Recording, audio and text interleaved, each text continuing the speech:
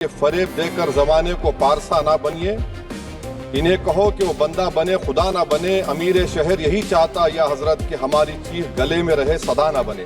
खबर नहीं जिन्हें अपने दीनों मजहब की, हमें वो दीन का मतलब सिखाने निकले हैं। बहुत बहुत शुक्रिया आपका कि आपने एक अहम मौजू पर मुझे बोलने का मौका इनायत फरमाया। और बड़े अफसोस की बात है कि बड़ी धूमधाम से हुकूमत की तरफ से इस बात को रखा गया, मगर 30 से ज़्यादा एमपी यहाँ पर मौजूद नहीं है। मैडम, पहले तो मैं वज़ीर आज़म की इस बात की मजम्मत करता हूँ और उनको बताना चाहूँगा कि जिना के बारे में उन्होंने जो कहा था, हम तो जिना के सख्त मुखालिफ है, इसलिए भारत को अपना वतन माने।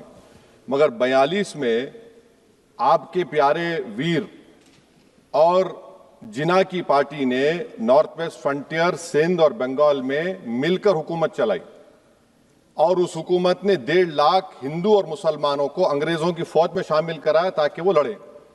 तो किसी शायर ने अच्छा कहा था वजीर आजम के बारे में कि फरेब देकर जमाने को पारसा ना बनिए, इन्हें कहो कि वो बंदा बने खुदा ना बने। अमीर शहर यही चाहता या हजरत कि हमारी चीख गले में रहे सदा ना बने।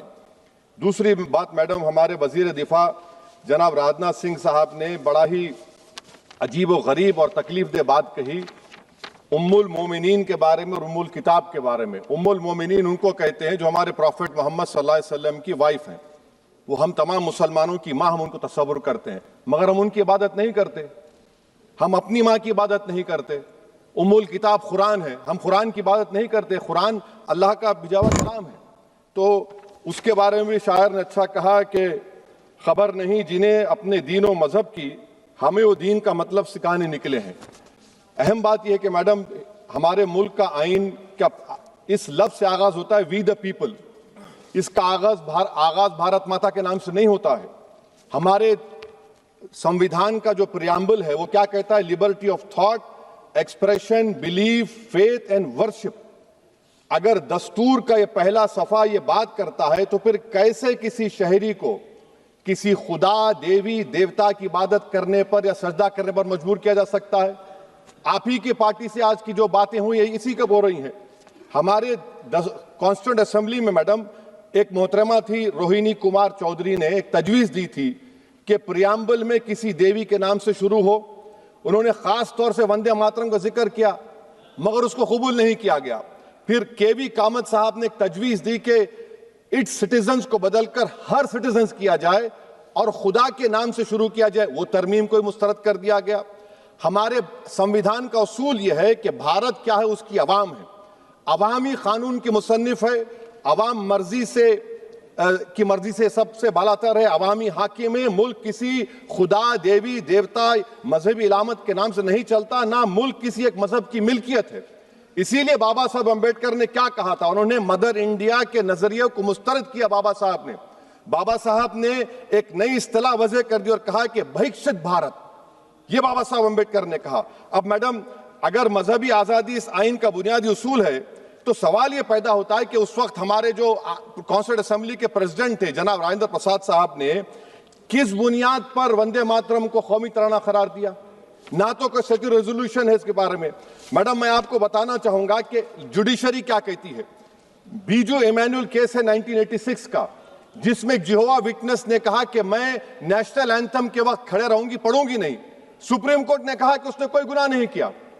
वहीं एक 2017 का केस है अश्विनी उपाध्याय का केस सुप्रीम कोर्ट का, उन्हें कहा गाइडलाइंस दिए जाएं वंदे मातरम पर, सुप्रीम कोर्ट ने नहीं कह दिया। फिर आप आ जाइए madam, prevention of insult act national 1971, इसमें नेशनल सॉन्ग नहीं है, सिर्फ नेशनल एम्बलम और आपका नेशनल एंथम है। फिर आप आ जाइए 40th अमेंडमेंट आर्टिकल 51 है, 76 में पास हुआ, उसमें भी इसका कोई जिक्र नहीं है। मैडम, मैं आपके सामने बताना चाहूंगा कि हमारा भारत एक इसका मजमुआ क्या है। इसमें हिंदू है, मुसलमान है, सिख है, ईसाई है, जैन है, एथिस्ट है, मेहनत कश है, किसान, गरीब, मजलूम और दलित है। मगर अगर जो तकारीर आज हमने यहां पर सुनी और बाहर जो सुनते हैं, अगर भारत को देवी कहने और उसके आगे सजदा करने, तो दरअसल कौम परस्ती को, वतन से मोहब्बत को मजहब में तब्दील कर रहे और फिर यहां पर बोल रहे कि अगर भारत में रहना है तो वंदे मातरम गाना पड़ेगा। भाई, ये तो संविधान के खिलाफ है, सुप्रीम कोर्ट के जजमेंट के खिलाफ है। अगर वंदे मातरम मैडम कौमियत का मियार है तो फिर सवाल यह है कि हसरत मोहानी की कौमियत क्या थी जिसने इनकलाब जिंदाबाद का नारा दिया? अगर यूसुफ मेहरली ने quit India Simon go back का नारा दिया तो उसकी कौमियत क्या थी? अगर हैदराबाद से मौलवी अलाउद्दीन जो मक्का मस्जिद का पहला मुजरिम है काला पानी में, और तूरेबाज खान जो मारकर लाश को लटका दिया गया था हैदराबाद में 8 दिन तक, उसकी कौमियत क्या थी? अगर इनायतुल्लाह काफी जो जिहाद का फतवा अंग्रेजों के खिलाफ दिया मुरादाबाद में, जब उनको 2 दिन में फांसी की सजा दी गई, और जब फांसी की सजा के ओर जा रहे हैं तो इनायतुल्लाह मौलाना काफी की जबान पर क्या था? वो रसूलुल्लाह हमारे प्रॉफिट की नात पढ़ रहे थे। क्या पढ़ रहे थे? कोई गुल बाकी रहेगा ना चमन रह जाएगा, पर रसूलुल्लाह का दीन हसन रह जाएगा। तो उनकी कौमियत क्या थी? माल्टा की जेल में महमूदुल हसन, हुसैन अहमद मदनी 6 महीने माल्टा की जेल की ग्राउंड में पड़े रहे, उनकी कौमियत क्या थी? अल्लामा फजल खैराबादी का वो सेल काला पानी का पुकार पुकार कर इनसे पूछ रहा है जो वहीं पर मर गए, खबर वहां पर है, बताओ मेरी कौमियत क्या थी? मैडम, मैं एक मुसलमान हूं, मैं इस्लाम को मानने वाला बावकार इंसान हूं, और मेरे मजहब की बुनियादी तालीम तौहीद है, ला इलाहा इल्लल्लाह, नहीं है कोई खुदा सिवा अल्लाह के। और कुरान में अल्लाह क्या बोल रहा? इय्याका नाबुदु इय्याका नस्तईन, तुम मेरी इबादत करो, मुझे मानो। मुझे कहां से मिल रहा? आर्टिकल 25 से मिल रहा है। मुझे कहां से मिल रहा है? Liberty of thought, expression, belief, faith and worship से मिल रहा है। तो इसको जोड़ना ये बहुत ही खतरनाक होगा। और हमारे प्रॉफिट मोहम्मद सल्लल्लाहु अलैहि वसल्लम जब मदीने को गए तो उन्होंने उस वतन के लिए दुआ की, कहा कि अल्लाह मदीने की मोहब्बत हमारे दिलों में और इजाफा कर दे, मक्के से ज्यादा कर दे। तो ये इस्लाम, मुसलमान होना, हमारे ईमान में मुल्क की मोहब्बत बीच में नहीं आती, और मुल्क से मोहब्बत है और रहेगी हमेशा, क्योंकि ये अजीम कुर्बानियां यहां पर शामिल है जिन्होंने जंग आजादी में हिस्सा नहीं लिया। आज अगर वो वतन की मोहब्बत का दर्ज देंगे तो बड़ा गलत होगा। मैडम, मैं आपके सामने एक चीज पढ़ूंगा। 1937 रविंद्रनाथ टैगोर ने लेटर लिखा सुभाष चंद्र बोस को। मैं सिर्फ, किसी ने नहीं पढ़ा ये। क्या कहा टैगोर साहब ने? But parliament is a place of union for all religious groups and there the song cannot be appropriate. When Bengali Muslims show sign of stubborn fanaticism, we regard it intolerable. When we too copy them and make unreasonable demands, it will be self-defeating. ये मैं इसको ले करूंगा madam, आप देख लीजिए। फिर दूसरी तरफ मैडम आप आ जाइए, मैं यहाँ पर बैठकर, हाँ, जितने तकारीर यहाँ पर हुए सब जनगण मन पर तनकीद किए। तो मैडम मुझे ये कहना पड़ेगा कि जनगण मन पर आप लोग इतनी तकलीफ क्यों उठा रहे हैं? आखिर इतनी तकलीफ क्यों है? तो मैं जब जाकर देखा तो मुझे 28 दिसंबर का ऑर्गेनाइजर मैगजीन का आर्टिकल मिला, जिसमें ऑर्गेनाइजर लिखता है कि what is the moral sanction behind government choice of Jana Gana Mana, except that it can be made an item of entertainment at the sumptuous parties thrown by government officials। आप बताइए, इसका बोलेंगे आप? और फिर उसके काइंड कैसा करते हैं? It will mean we can not love our motherhood. Madam please, it will mean that Vande Mataram is buried alive with the word Jan Gan Mana on the tombstone, for the tomb will also be of Jan Gan Mana of the will of the people। इस पर आप क्या बोलेंगे? Madam, मैं आपको ये बताना चाह रहा हूं कि वतन की मोहब्बत हमारे लिए बहुत अहम है, मगर ये बताइए हमको कि अभी मैडम यहाँ पर आनंद मठ के बारे में बहुत कुछ कहा गया। मैं सिर्फ 2 मिसालें आपको देता हूं। आनंद मठ के पेज नंबर 70 और 80 को पढ़ लीजिए। इसके बाद सनातन जहां मुसलमानों के घर पाते थे, इन्हें आग लगा देते थे। आप पेज नंबर 98 पढ़िए। हमें सिर्फ इन मुसलमानों को जड़ से खत्म करना है क्योंकि खुदा के दुश्मन बन चुके हैं। फिर आप पेज नंबर 115-16 दीजिए। फिर मुख्तलिफ इलाकों में मुसलमानों को सदा देने के लिए भेजे जाते, जहां मुसलमान आबादी नजर आती जला दिया जाता।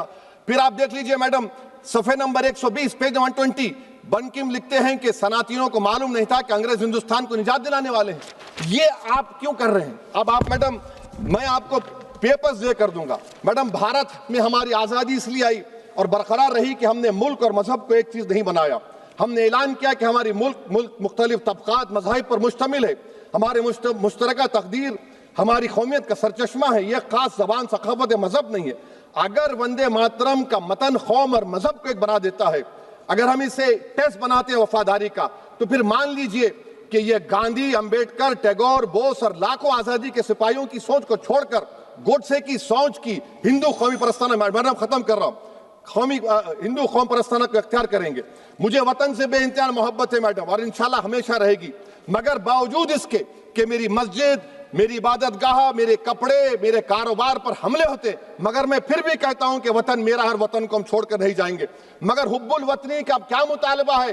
हुब्बुल वतनी ये कहता है कि वतन से मोहब्बत है तो जुल्म को खत्म करो, गरीबी को खत्म करो, बेरोजगारी को खत्म करो, जबर का खात्मा करो, अमन का गहवारा बनाओ, पाकिस्तान की दहशतगर्दी को खत्म करो, एक्सप्लॉयटेशन को रोको, शरारत को रोको, मुल्क के खिलाफ की जाने वाली साजिश खत्म करो। मैडम, भारत एक चमन है जहां पर हर फूल को खिलना चाहिए, और अगर कोई इस फूल के अगर पूरे फूल खिलेंगे तो उसकी खुशबू से ये वतन मौतर होगा। मगर अगर इस चमन का माली ये कहेगा कि एक ही फूल खिलेगा, तो मैं जिम्मेदारी के साथ कह रहा हूं, अगर एक ही फूल खिलेगा तो वो सहरा बन जाएगा और माली माली नहीं रहेगा, वो जल्लाद कहलाएगा। तो इसीलिए मैडम, हम उम्मीद करते हैं कि हुकूमत इस पर जोर जबर ना करे।